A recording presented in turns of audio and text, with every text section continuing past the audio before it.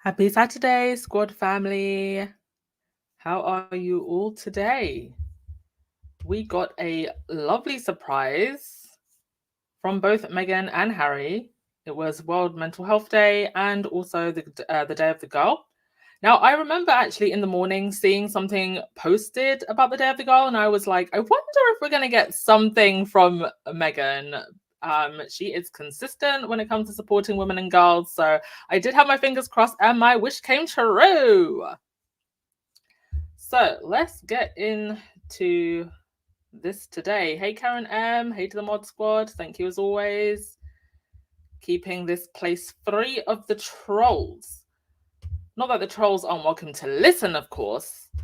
Just keep your fingers away from the keyboards, please, because we don't want your comments.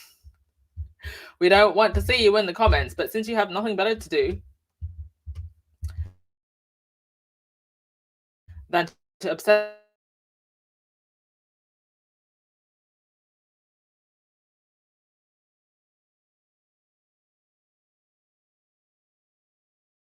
welcome. Oh, can hear me okay, right? My slides were loading very slowly there. In further proof that the tabloids have absolutely no access to Harry and Meghan whatsoever, this event with Girl Inc., where Meghan came and spent some time with teen girls talking about social media and empowering young girls and keeping them safe in an age of social media, this actually happened on October 2nd. And, we're going to go through the pictures. Literally, there's probably like close to 100 plus people that saw Meghan that day. And not one person leaked. And you know what else happened on October 2nd? There was a whole headline in the UK on the cover of the Telegraph saying, "Where's Meghan?" Are you not embarrassed?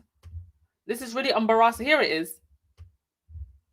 On the left is the October 2nd issue of the Telegraph asking, "Where's Meghan?" On the right is an image of Meghan, the Duchess of Sussex, visiting Girls Inc. of Greater Santa Barbara on October 2nd. The British press are in the dark when it comes to the Sussexes, so why trust them?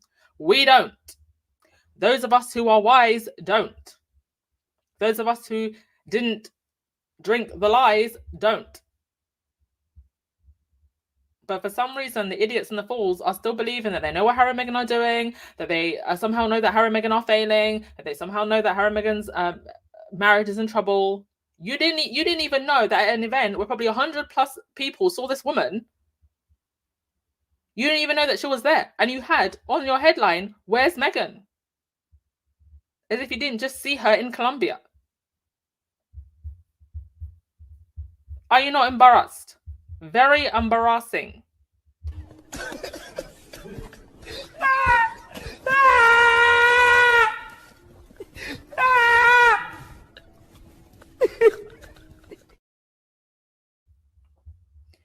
Anywho, so what was Meghan there for? Let's have a read now. I think I have an article from Vanity Fair. By the way, one of the ladies that helped organize this, the trolls were attacking her on social media. To tweet several times. I mean, literally, this was about helping young girls in an age of social media, and you went and you were bullying one of the organizers. Pathetic. So Meghan joined local tweens for some crafting with support from Oprah and Melinda French Gates Foundation. The Duchess joined Girls Inc. of Greater Santa Barbara to kick off the 160-year-old program for Girls' new collaboration with responsible tech nonprofit. If you search up hashtag half a story, you can see more about this on Twitter if you're on Twitter. Obviously, Melinda Gates, since she divorced that bill of hers, has been giving a lot of money to various different causes. So last week, a group of tweens got the surprise of a lifetime when Duchess Meghan joined them for a screen-free afternoon of games, friendship bracelets, colouring, and some frank talk. Do I have a picture of the friendship bracelets? I think I do. Or is it? Oh, no, I don't think I put it on my screen. That's annoying. But they all made these really cute friendship bracelets, and Meghan was wearing them. I just look at how sweet she is with kids. See, kids just have that sense of a good person.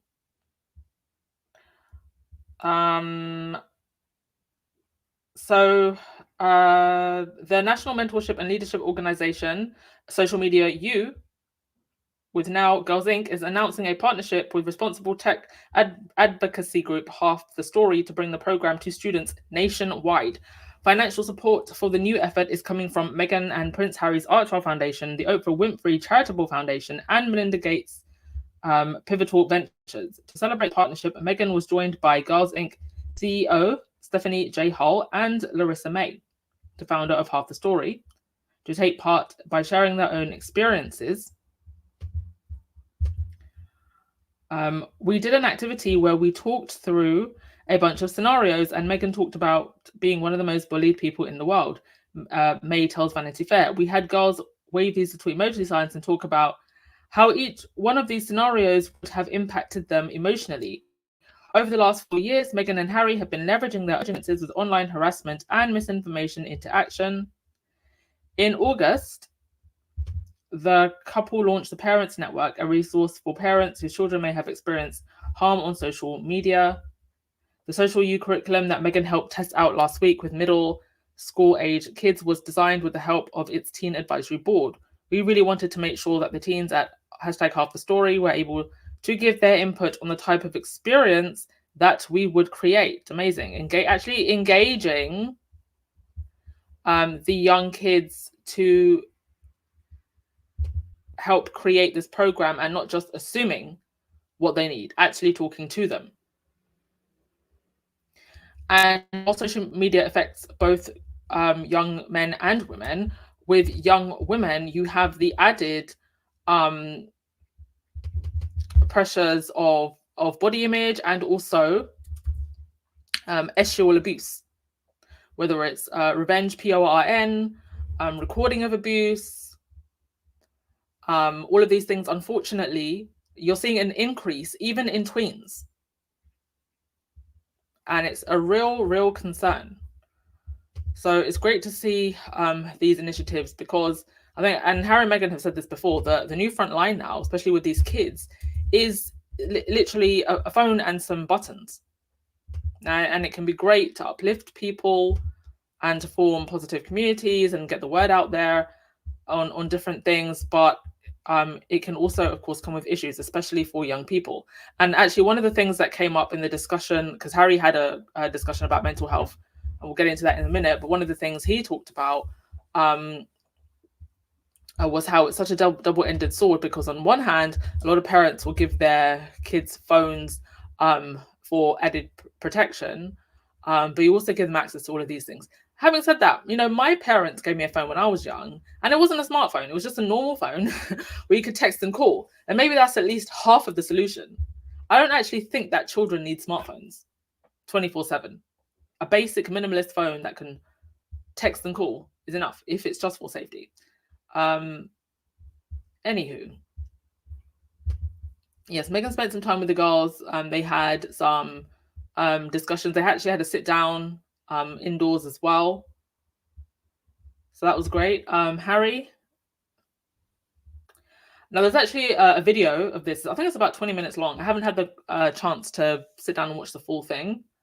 But I have read quotes from it, and it seemed like a very deep discussion. And again, what I love about Harry and Meghan is the way in which they actually bring professionals from all the different causes that they deal with, and actually highlight people within these fields. So you can go and learn more and possibly go and read their book or look at their research. That's actually what's most important when it comes to these causes. It's not even the celebrities or the people involved who we like. It's the professionals who have actually made this their passion. So, in honor of World Mental Health Day, Prince Harry led a significant discussion with Jonathan, is it Haidt, author of the New York Times bestseller, The Anxious Generation, focusing on the impact of social media. They explored how screens and devices affect the mental health of Generation Z and discussed actionable steps to address the rising mental health crisis amongst teens. Another thing I like about what Harry and Meghan are choosing to focus on is not only is it important in the present time, as these things evolve, it's going to become more and more relevant, because the law and the protections that we need to keep people safe are not moving as fast as the technology. So by getting involved with all the organizations and individuals that they're almost ahead of the curve. The vital conversation coincides with the release of the Archwell Foundation's second edition of the Archwell Foundation Insight Report, which I am yet to read. I do apologize. Maybe we can look into that in tomorrow's podcast. This report captures insights from ongoing sessions organized by the foundation, which facilitate intimate discussions aimed at deepening our understanding of how young people and parents navigate life in the digital age. And of course, Harry and Meghan have the project going on, in the Parents Network, involving parents who have lost young people directly or indirectly because of social media. And the report highlights a global youth perspective on technology's evolving role, featuring contributions from young people across Colombia, Georgia, India, various different countries, the United Kingdom, the United States, Nigeria, Turkey. And these voices shed light on the unique challenges of growing up online and share their hopes for the future. And even, more important, that this is something that's engaging and important to the youth. I don't know any young person that doesn't have some level of worry over how social media affects them and how it's affecting things like body image, how they connect with other people, how they learn about the world, misinformation. There's so many branches of this. Okay, I think that was all for the incredible and lovely surprise appearances that we were not expecting, but very much appreciate. We'll go to your comments and then we'll move on to the next thing. Hey CZQ, hey Novi. Hey Emma, lovely to see the regulars. Hi Tamiko. Hey Legs. Thank you so much, Lightside. Appreciate you very much. Thank you again to everyone who's been purchasing the book. I do have some squaddy pictures, which I will show you later. And if you do have pictures of the book, please do send them to me on Instagram. I would love to repost them. Okay. So this very weird article popped up in the Daily Beast about Charles and his health. I'm always very careful when I talk about anyone's health. But when you have a monarchy, literally everything rides on who is alive and who's next to die and who takes over when they're dead. And there was a very unusual article that came up in the Daily Beast, written by a royalist, somebody who actually claims to be a royalist. King Charles' Australia trip is all about proving he isn't dying. Let me just bring this up on my phone. Give us a sec, folks. I mean, I just think that the tours at this point are just a waste of time. I don't think they're necessary unless they are really going to bring some kind of impact. And that impact has to be measurable. If you are going to go to another country and spend all this time and money, the impact has to be measurable. Now, I think that Harry and Meghan are creating a new blueprint that the royal institution can learn from, but they had an opportunity to listen and learn while Harry and Meghan were still in the fold, and while they still had two relatable people who were still in the fold, and now they're not.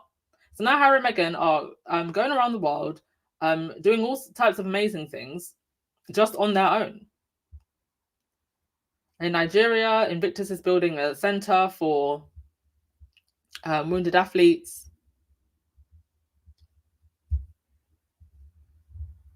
And it just goes to show again how much of a loss that Harry and Meghan were, because now you see the contrast between what they do when they meet with communities and what the other royals do and what they've always done, just show up and smile and wave. It's just about being seen, not about doing anything impactful. So this is from Celebrity. A week ago, the Daily Beast Royalist column was an extremely bizarre piece about how Prince Harry was and is desperate for a favourable peace deal with King Charles. So just remember that every single time you see anything like this, it's probably usually the reverse. So we had all these articles last week about Harry and Meghan divorcing, and then Kate pops up for a surprise appearance to Southport, not wearing the big blue sapphire ring, which we've really not seen her in too often. There's been a couple of times, even before she went missing, where we saw her not wearing it. Mind you, this woman wore that ring scuba diving. And now we have all these articles and pieces about Harry desperate for a favorable peace deal. It's them that's desperate. It's the institution that's desperate for a favorable peace deal. I mean, Harry's been saying he wants peace and been saying, I'd like an apology for my wife. I'd like my wife to stop being bullied. It's the institution that's desperate for Harry. And even if they don't want to admit it, Meghan, because they're desperate. With King Charles desperate for a favorable peace deal with King Charles because the left behind Windsors are the gatekeepers to charities and global statesmanship. Well, the lie detector test determined that was a lie, and Harry cannot achieve his professional goals without them. Within the piece, there were several jabs at Charles and several suggestions that Charles's reign would be quite brief and that King William will be less inclined to make peace with Harry. Tell us something we don't know. I mean, he threw him on a dog bowl. Basically, William can't shut up about how he's going to be king soon, and he's already fantasizing about how he's going to punish his brother. Punish him how? This is what an abuser sounds like when they just can't let you go. There's nothing that William can do. Nothing. At the end of the day, William's the one who's trapped in a cage. That gold-gilded cage is not even gold anymore. It's just a cage. I bring this up because the latest Royalist column is all about how Charles's upcoming trip to Australia and Samoa and how Charles feels the need to prove that he's not dying. Gee, I wonder who's spreading those rumors. Some highlights from a particularly gossipy piece. The palace isn't worried about the royal rota. Charles and his aides know full well that the king's health will be under microscopic scrutiny as never before for the week of engagements travelling around Australia. As one former royal staffer told the Daily Beast, the royal rota, the accredited pack of British royal correspondents travelling with the king, aren't too much of a problem, of course, because they're paid by the palace. They aren't going to say anything controversial about Charles's health issues unless he literally falls down dead in the streets. But the Australian media aren't operating under the same kind of restrictions. If anything goes wrong on the tour, from a bad trip or fall to a cancelled engagement or, God forbid, an early exit, they will go to town on it. And the British tabloids will probably then evaporate in its wake.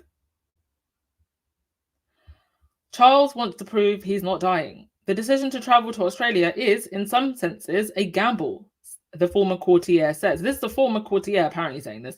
It's all about proving he isn't dying, to be blunt. The problem is that if anything goes wrong, people will leap to the opposite conclusion. It's make or break for Charles, I think. Charles's people are concerned about a Joe Biden moment.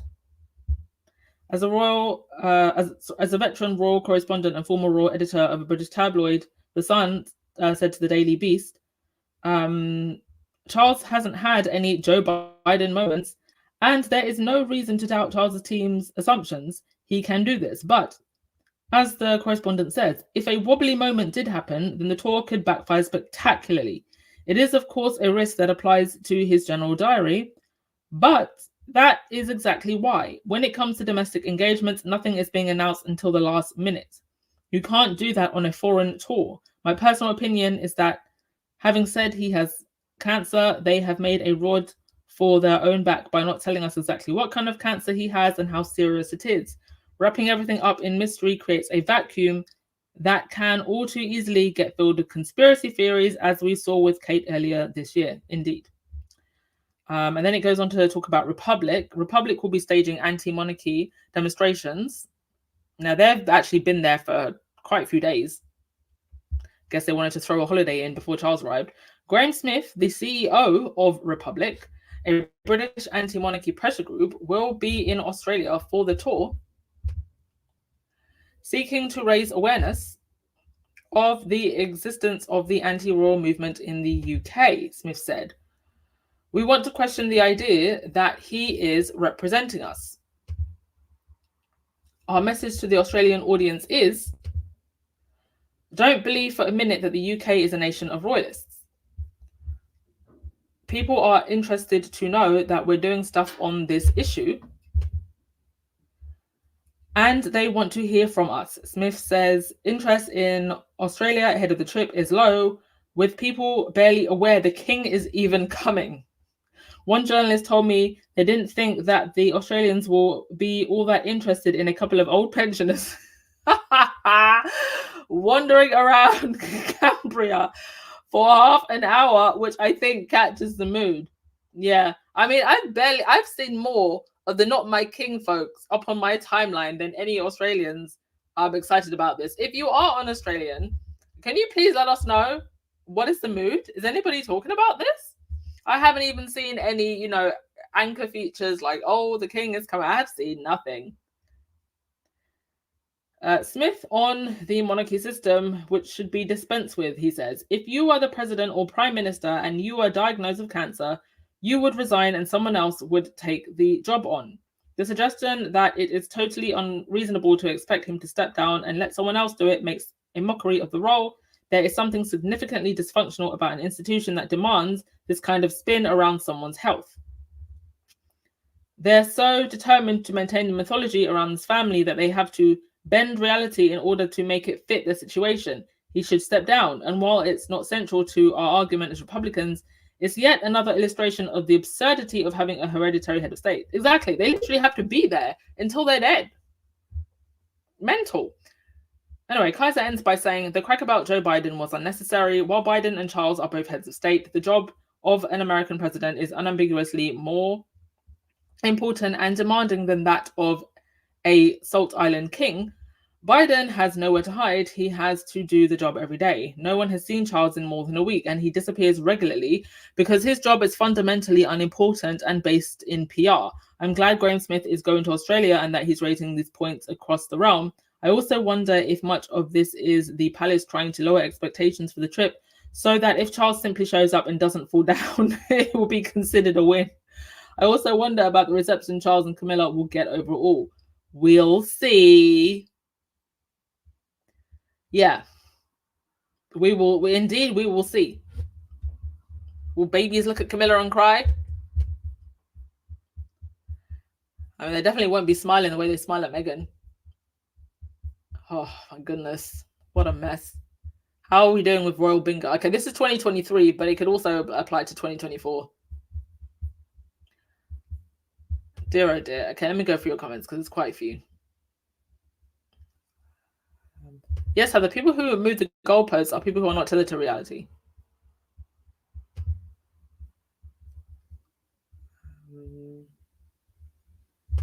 Like she said, why do they continue to bash democratic Americans and yet want trade deals with the US? Also bashing our president isn't a way to make us fall in love with the royal family. Well, I mean, that particular comment was from the Republic group.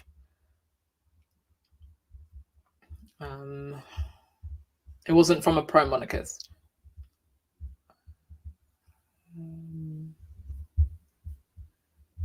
Okay. Yes, Wendy said Prince Harry and Duchess Meghan are advocating better welfare for young people in this digital age, learning skills and navigating on social media. And it really is a double, edged sword. But like Meghan said, when she did that seatbelt analogy, right? We built this machine, but we didn't put in the seatbelts.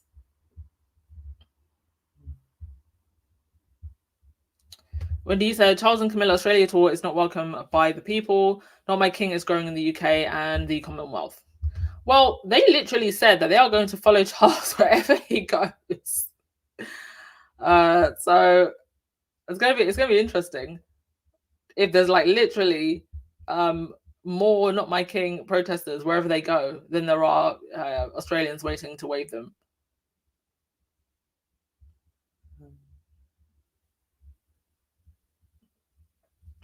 All right. Just going through your last comments. Trivially, you said, so glad you have this pic on file of Camilla looking at George. She pulled it from the internet. Did she? I didn't know they tried to have this image cancelled. I might just put it as my avatar for a while then. I feel like she permanently has that look on her face though.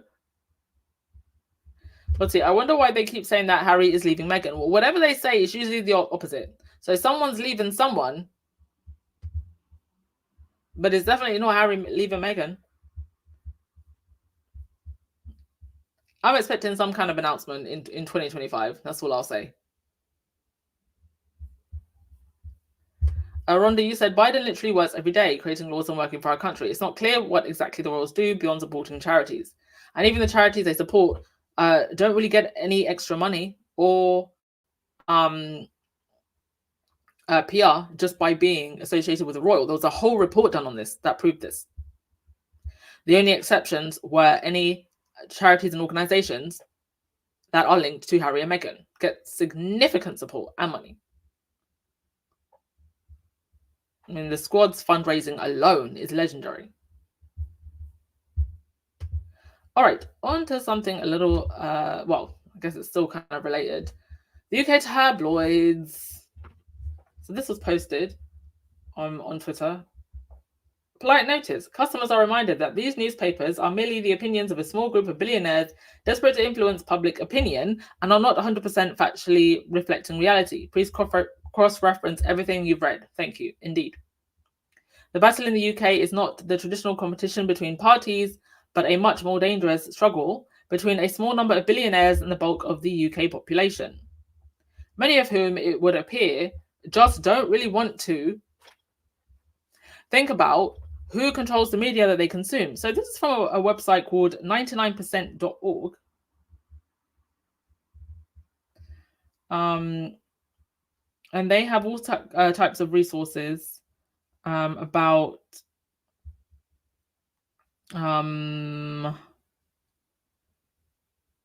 eradicating mass impoverishment, policy forming, and also the tabloid press as well, it seems. I've got quite a few things going on their website.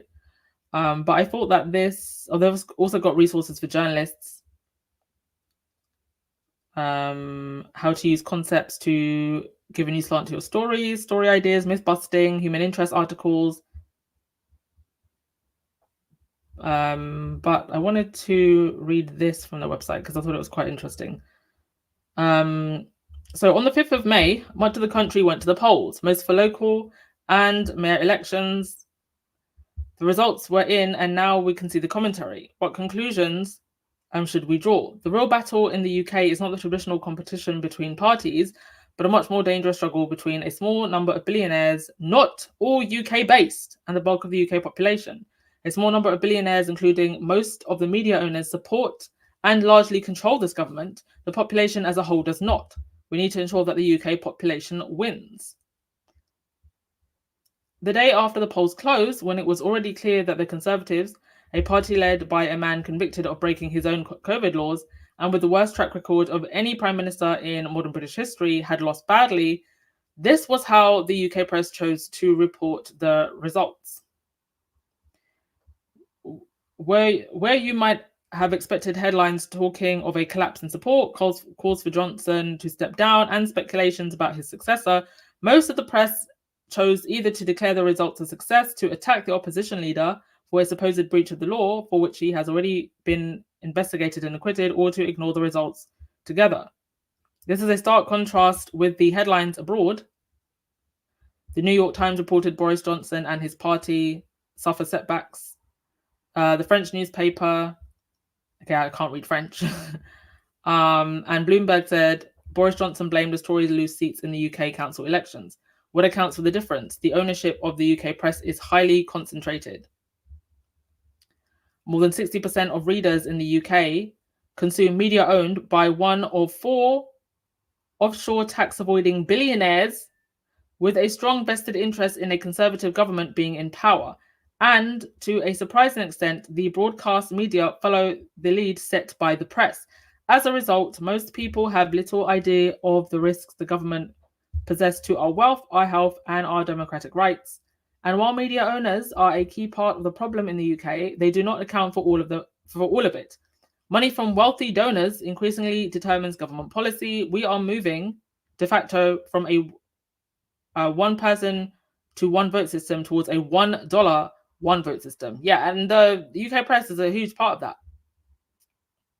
1/3 of UK billionaires have donated to the Conservatives. This is a group of fewer than 50 people who between them now have vastly disproportionate influence on government policy and also the press. While they might like to see the UK implement market fundamentalism in the UK, it would be a disaster for most of the population. Indeed. I mean, wasn't it Malcolm X who said if you control the press, you control people's minds? I mean, did he lie? Right, I wanted to end by saying thank you to Squaddies who have been buying my book. And a quote to uplift your weekend. Remember that true beauty and grace come from living authentically and wholeheartedly. When you live this way, you give others permission to do the same. You become a ray of light and hope, drawing to you the people, opportunities, and experiences that are meant for you. The universe has a wonderful way of aligning everything perfectly when you are true to yourself. That is a quote from the book. Hope everyone who is reading it does feel inspired. I will end with any comments you have, and then we will wrap things up. Yes, Wendy, Harry and Meghan unbothered and thriving with many successes. Many. Joseph, the look of a knife twister. Camilla.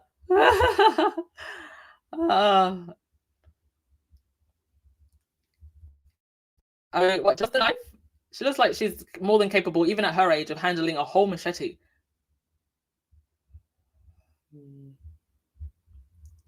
Yeah, John Garcia. They have been trying to break up Harry and Meghan for 8 years. I don't have a clue.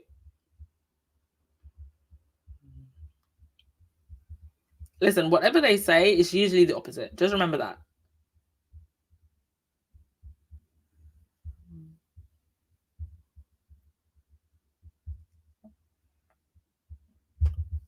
EMG, you said it's so great to see these people calling out the British media. Thank you for showing us this. Yes, there are people out there. There are. You just don't hear about it as much. So I love highlighting it because, you know, I do think all of this is going to come full circle soon. And I think a huge moment is going to be the court case in January. January cannot come fast enough.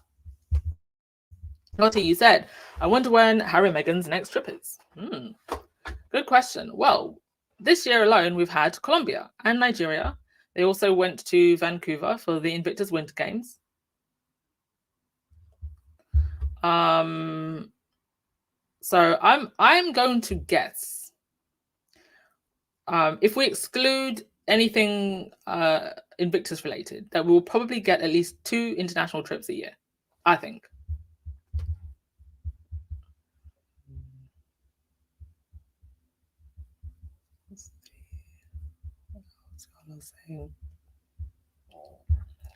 Oh, and then you've also got the Murdochs fighting over, you know, who's going to get control after Murdoch finally hits the fan, after he stops drinking unicorn blood elixir and leaves this earth. Thank you, Truth Dilly. I'm glad you love the cover. Thank you, EMG. I'm glad you're in that you like the writing. Thank you, Cookies and Cream. I hope you enjoyed the book. All right, Cookies and Cream, I will also give you the last word. Everybody, please continue to pray for the successes, each other, and the world. Indeed, pray for the world. Because there's a lot going on in the world, and the world needs your light and prayers. All right, enjoy the rest of your weekend, my loves. Ciao.